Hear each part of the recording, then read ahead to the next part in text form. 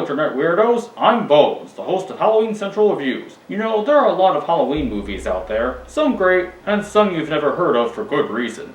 Since this is the first review on Halloween Central, I thought it best to start with a time-honored classic horror film aptly named Halloween. Yes, this franchise that gave us one of horror's most famous slasher killers all started over 40 years ago with this low-budget flick directed by John Carpenter.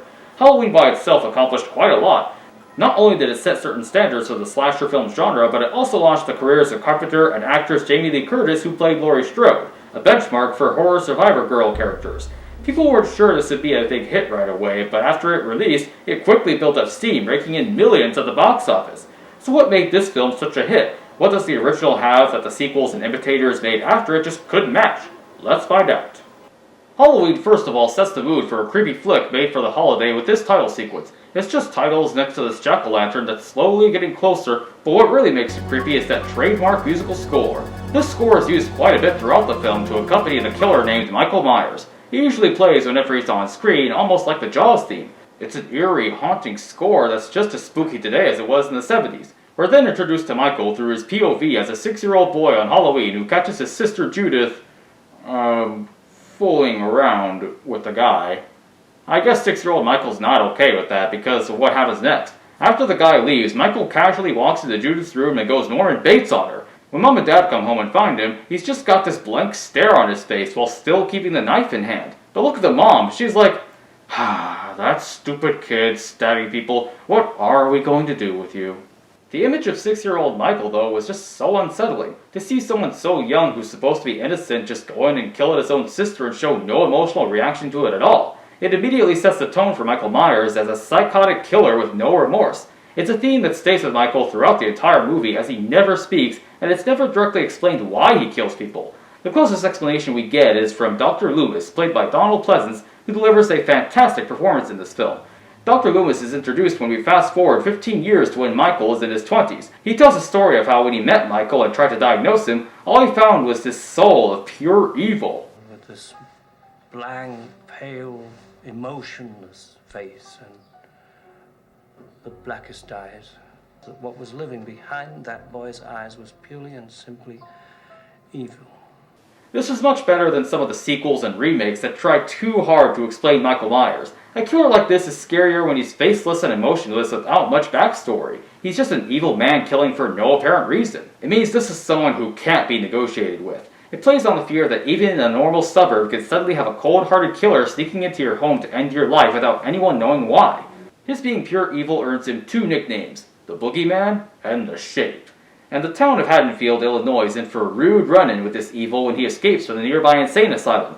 He doesn't get to killing right away besides an unlucky mechanic he kills for the jumpsuit. He then steals what would become his iconic Halloween mask, a paled-down William Shatner mask with its eyes cut out. Seriously, that's what they used. But it works so well to make Michael even more of an unsettling menace. It's a great example of filmmakers creating something brilliant with a low budget. Every so often, you'll also hear Michael's heavy breathing under the mask.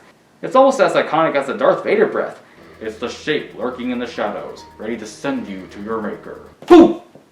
As part of the film having a small budget, the majority of it takes place in this one neighborhood where Laurie and her friends play babysitters to 2 kids, Tommy and Lindsay. Except that Laurie ends up getting stuck with both kids because everyone else just wants to have teenage fun. What a bunch of dicks.